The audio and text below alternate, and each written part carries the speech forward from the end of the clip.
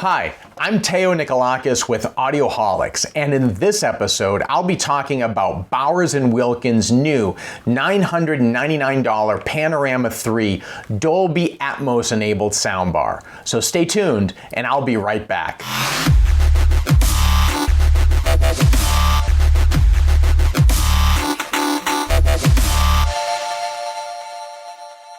Welcome back. Before we get started, if you haven't done so already, be sure to click on the subscribe button to subscribe to our Audioholics channel here on YouTube. And if you like this video, please be sure to click on the like button and give us your comments or questions below. So let's get started. Bowers Wilkins, affectionately known as B&W in home theater and audiophile circles, needs no introduction. B&W's Nautilus speakers are legendary, having been on display at museums around the world. Recording studios the world over have used B&W loudspeakers to mix music and create movie soundtracks that we love, like Return of the Jedi, Raiders of the Lost Ark, Lord of the Rings, and The Avengers. And given how terrible built-in audio is on today's super thin TVs, it's no wonder that the time was ripe for B&W to introduce a soundbar. B&W introduced its first soundbar, the Panorama, back in 2009. B&W says they chose the name as a tribute to two iconic film technologies from the golden age of cinema, Panavision and Cinerama. But as the audio Greek, I'll note that panorama is a Greek word that comes from panorama, which means to see all around. B&W says that the original Panorama defined a new concept for soundbar design. Unlike most rivals, it was conceived of as a premium, no-compromise product offering the best possible sound quality from a single speaker, and here's the key, with no need for an external subwoofer or other add-ons. In 2013, B&W launched the Panorama 2. The Panorama 2 built upon the established platform of the original. The new model introduced improved drivers and HDMI inputs for increased flexibility. And now, B&W is introducing the Panorama 3. The Panorama 3 introduces an entirely new design. It sports smart speaker features and, perhaps most interestingly, Dolby Atmos spatial audio in a single slim form factor without the need of a subwoofer or height speakers. So, how did B&W fare? Well, let's do a deeper dive and find out.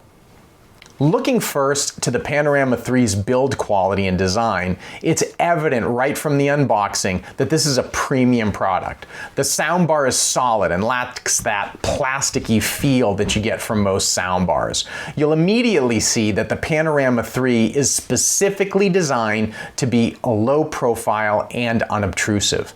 B&W designed the Panorama 3 to sit discreetly on top of furniture. It measures a mere 2.5 inches tall, 46.6 inches wide, and 5.5 inches deep. It's sized ideally to fit under televisions that are 55 inches or larger. The low profile doesn't mean you can't wall mount the Panorama 3. I chose to wall mount the Panorama 3 for my review. The Panorama 3 includes a metal wall mount bracket in the box, which is really nice. But oddly, there are no screws or anchors included for mounting. If you do choose to wall mount the Panorama 3 as I did, then you'll want to note a few items. First, there's only one orientation for the soundbar due to the driver arrangement. Yes, that means it's going to stick out about 5.5 inches from the wall. It will be more noticeable with ultra-thin OLED displays than your typical Ultra HD TV. Second, make all your cable connections before you turn the final screw.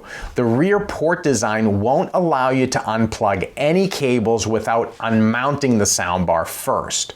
Third, be sure you have an extra wall outlet behind the TV for your Panorama 3. And finally, plan the distance from the soundbar to the bottom of your TV carefully. You'll see both the power cord and the HDMI cable running up the wall if you leave too much distance. And additionally, if you have a low-profile Sanus mount like I do, you'll want to make sure that you can still reach the pull tabs to tilt your TV away from the wall in case you need to make any other connections. I found setup to be super simple. A single HDMI cable was all I needed. I just plugged the HDMI cable into the back of the TV's ARC port, or typically it would be the eARC port for modern TVs, and make sure that the HDMI CEC is enabled on your TV, and you're ready to go.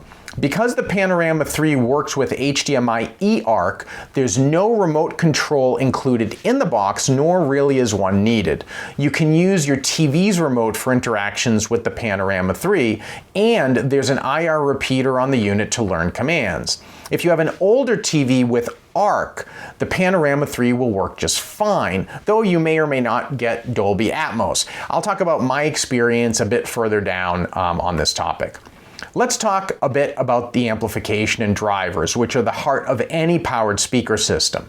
Under the hood, the Panorama 3 is rated to deliver 400 watts of total output, driving 13 total individual drive units. The drivers are arranged in a 3.1.2 configuration. 3.1.2 simply means that the Panorama 3 has discrete left, center, and right speaker channels, a single subwoofer channel, and 2 height channels. The left, center, right speaker drivers are arranged in 3 sets along the front of the soundbar. Each driver has 2-inch mid-range cones that are made of woven glass fibers. Each driver set is accompanied with a 3/4-inch titanium dome tweeter. What's great is that the tweeter is decoupled from the rest of the system, minimizing any effects vibrations may have on the tweeter's frequency response. Dolby Atmos height channels have 2 up-firing angled 2-inch drivers on top of the unit. But what about the bass? Well, the Panorama 3 will deliver meaningful bass output down to 43 Hz, and its top-end frequency response goes up to 48 kHz. I'll tell you that the soundbar's psychoacoustic bass response is really strong. Bass is punchy, it's tight, and exceptionally satisfying. Now, that strong performance stems from 2 4-inch low-profile bass units handling the subwoofer duties. The bass drivers are mounted on top of the soundbar in their own large enclosure.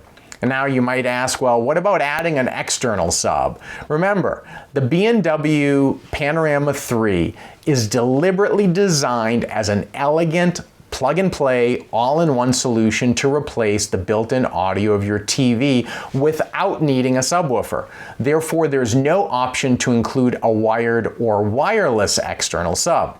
If adding an external sub is important to you, then you'll need to look at B&W's Formation soundbar that offers a wireless subwoofer and also has discrete wireless surround speakers. Optimal seating distance is important when using a soundbar, especially an Atmos-enabled soundbar with height speakers. I asked B&W about the ideal seating distances and ceiling height for the Panorama 3. B&W told me that the Panorama 3 is designed to work optimally in rooms with an average 9-10 foot ceiling height and a seating distance that's somewhere between 6 to 13 feet. You can certainly use the Panorama 3 in setups outside of these measurements, but it simply means that the Panorama 3 is designed for optimal performance within those parameters. I was surprised to learn that B&W thought of the Panorama 3 with home automation in mind. The Panorama 3 supports Control4, and the company will be introducing Crestron drivers for the B&W Music app that would work with the Panorama 3 if you want to integrate it into whole home automation systems.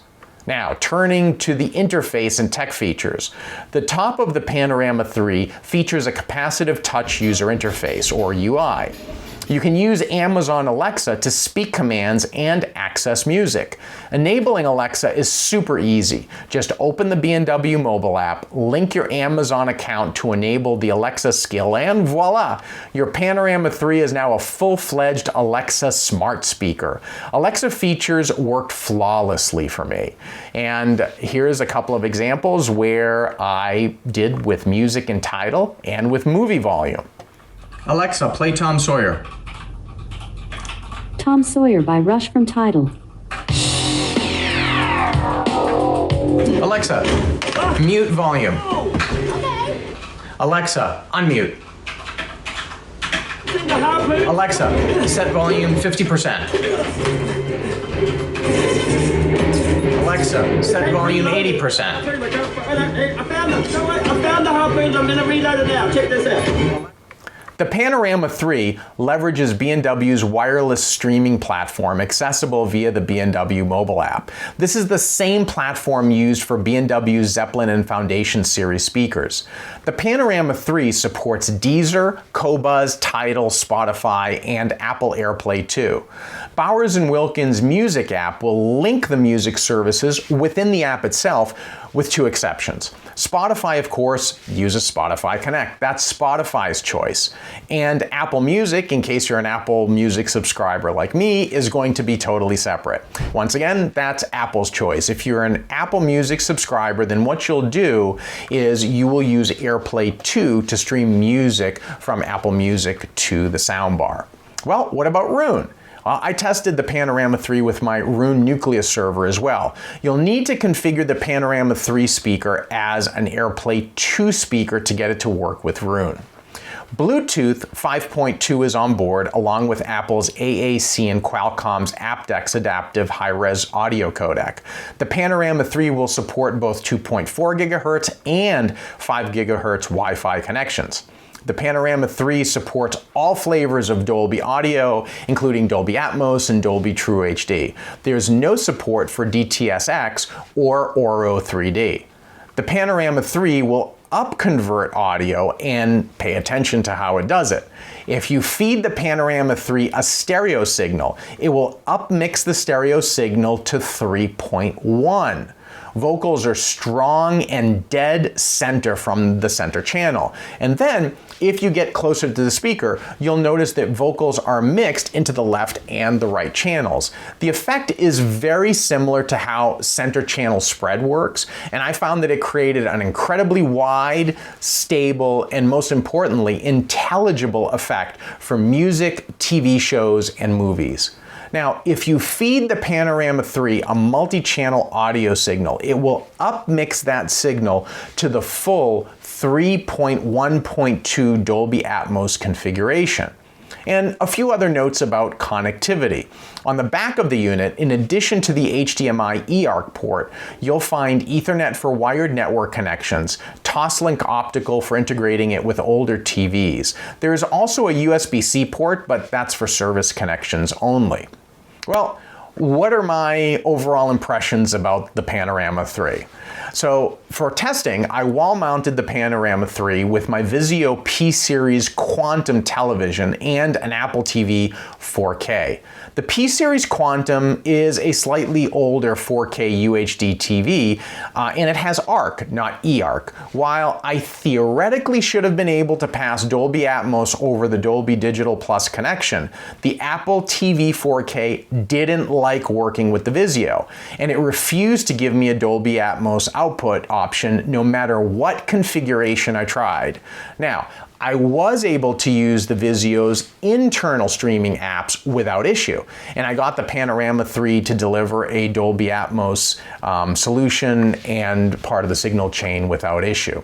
Therefore, I will caution you that if you're using the Panorama 3 with a non-eARC TV and with a standalone streamer, it may prevent you from receiving an Atmos signal. The B&W app will definitely show you whether or not the soundbar is receiving a Dolby Atmos signal or if you're just getting a regular Dolby Digital signal. That quirk aside, the performance of the Panorama 3 was solid and refined. I'll emphasize the word refined, as the Panorama 3's sound has that next level of audiophile articulation and sonic control that comes across as smeared or muddy in lesser soundbars. The majority of users will be incredibly satisfied with the Panorama 3's bass performance. I only noticed the lack of deep bass when playing content like Dune. The opening scene of Dune lacked that visceral subterranean bass that only dedicated subwoofers can deliver. Dialogue, the key part of any setup, was always highly intelligible and clear through the Panorama 3. There's no voice lift feature in the Panorama 3, nor is one needed. In my room, it seemed to me that the B&W team has given a slight emphasis to the vocal range in their voicing of the soundbar, and that really helped in this regard. There was an incredibly broad and wide window for listening to the soundbar, including well-off access.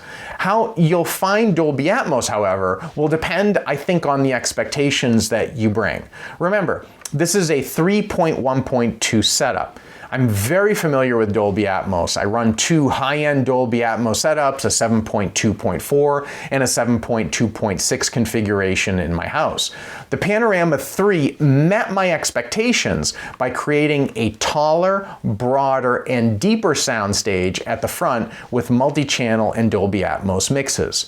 In a 3.1.2 setup, improving the breadth and depth of the front soundstage is really what I look for most. Strong height effects and total immersion naturally weren't there. So turning again to Dune as an example, with the ornithopter scene where Paul and his mother, Lady Jessica, are surrounded by the sandstorm, in a canonical Atmos setup, you'll hear discrete sounds of the wind, the metal creaking, and the internal controls of the ornithopter all around, while with the Panorama 3, that was largely confined to the front soundstage. In summary, B&W designed the Panorama soundbar as an all-in-one upgrade to your TV speakers without needing an external sub. Did B&W succeed with their design goals? I think yes. B&W's $999 Panorama 3 certainly commands a higher price point than the competition, and what it lacks in bells, whistles, and gimmicks, it makes up for in build quality, design, and just raw performance. I found the Amazon Alexa integration with the Panorama to be flawless. I didn't have any problems whatsoever, and I've also found that streaming audio was not an issue whatsoever. It just worked as advertised. So in summary, if you're in the market for an all-in-one soundbar that delivers solid top-to-bottom performance and you aren't put off by the Panorama 3's price tag, then this really deserves your serious consideration. And don't forget about our Patreon channel at patreon.com/audioholics. We appreciate your support, and you'll get direct access to us to ask questions or suggest video topics in the future. Well, that's it. I hope that you enjoyed my brief overview of the Panorama 3. I certainly enjoyed my time with it. And until next time, keep listening.